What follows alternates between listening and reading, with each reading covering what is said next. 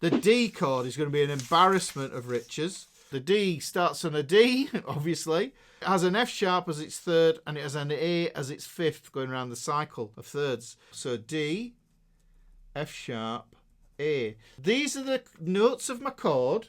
So we've got this open D. The D shape is a 4-string chord. We generally don't play these, but we do in practicality. When you look at it from a caged chord perspective, that's what a D shape takes up space-wise on the neck. But we do use the A string and we do use the E string to get other notes out there. So D is my root note. I know my other D is here using a caged octave. I know that my A is here, and I know that my F sharp is here. And you can see none of these notes are different. The pattern's still the same. The Indiana Jones map has not changed, guys. Now I've got this. There's the D chord.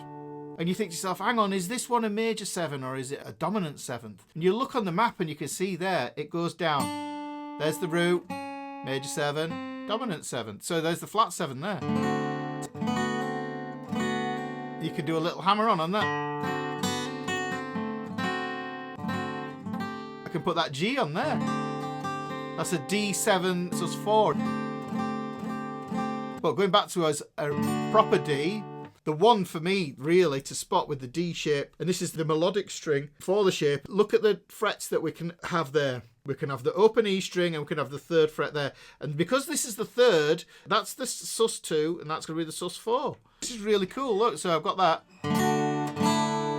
There's the sus2. There's the D.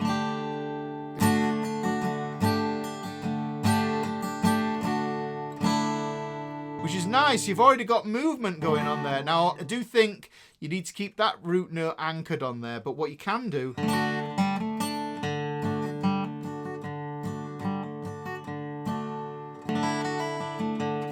Okay, now look. I've got my pinky. I can put this in here. Now that's a B. Or you can...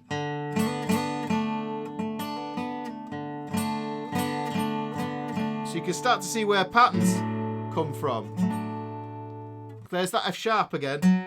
There's the F sharp, there's the A, there's the D, there's the triad. Moving up into the next shape, which is going to be the C shape there.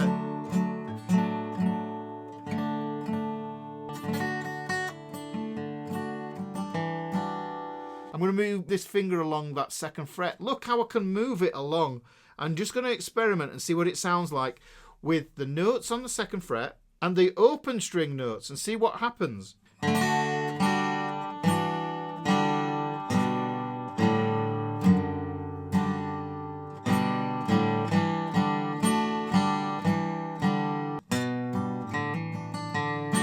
So what I can do is I can play a D, move away from a D, and then come back to a D just to kind of bring it home.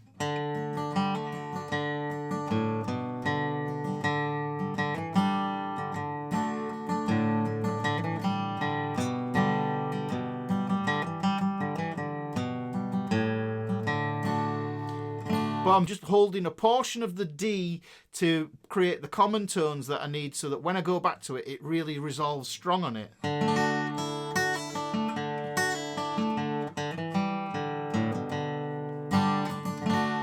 Now this is the one that you need to know, and you can see that when we play a D, it uses this F sharp. This is an F sharp on the thin E string, so if we chuck it over onto the thick E string, we get D/F sharp.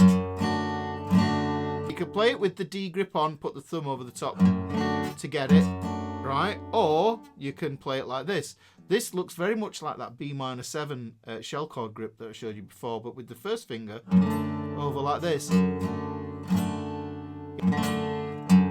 Which is a nice chord. It wants to resolve to a G, yeah.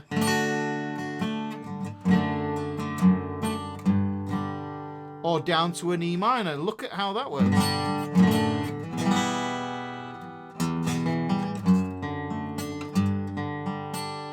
I'm following the map for my bass notes.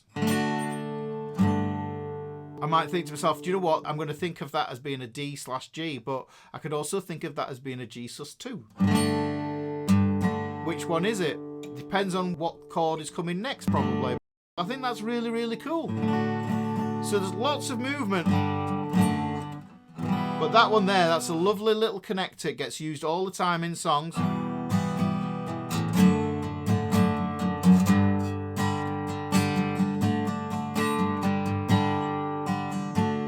Okay, so that's the D.